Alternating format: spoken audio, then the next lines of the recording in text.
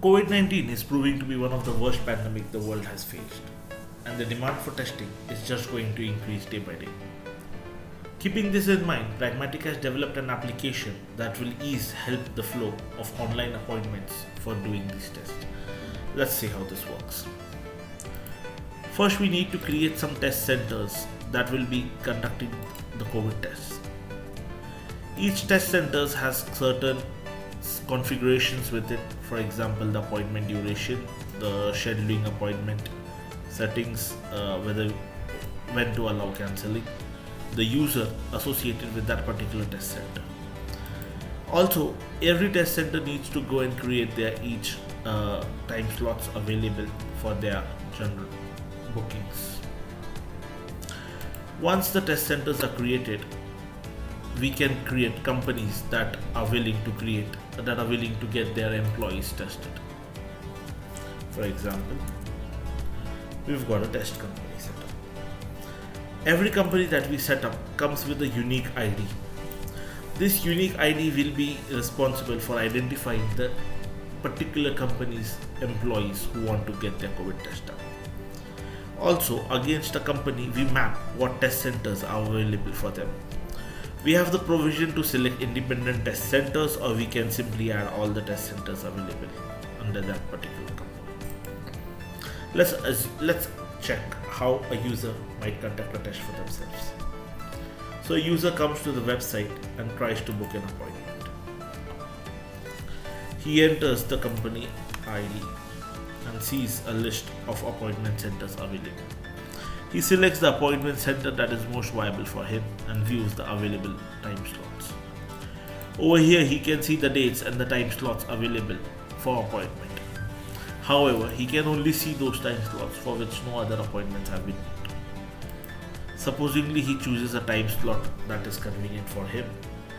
Then the system asks him his details like name, email, phone, gender and date of birth. Let's try filling it.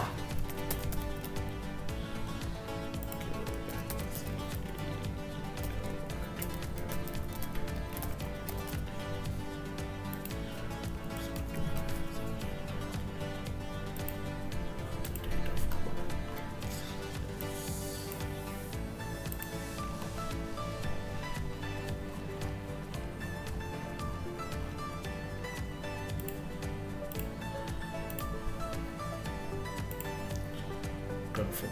Over here you can also read the terms and policies of the appointment.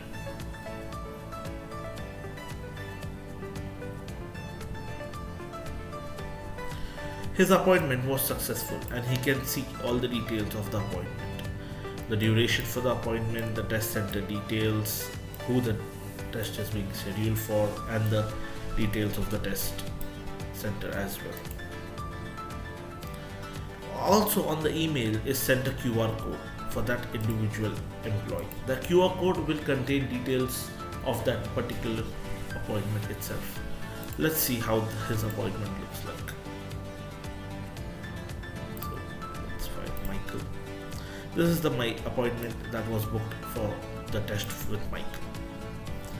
There are certain details which we have captured, for example, the patient has arrived or not. And we also have the QR code string available on the particular record itself.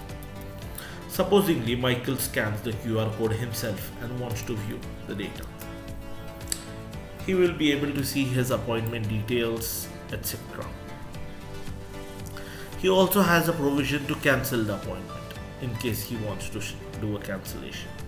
While trying to cancel the appointment, he again sees all the details available for his particular appointment. Supposingly Michael comes into the test center and the test center staff scan his QR code. They will be able to see the details of his appointment. Even they can cancel an appointment up to a certain time, and they have an additional configuration to print a label. This label will essentially be used to map the vials being used for the test with Michael.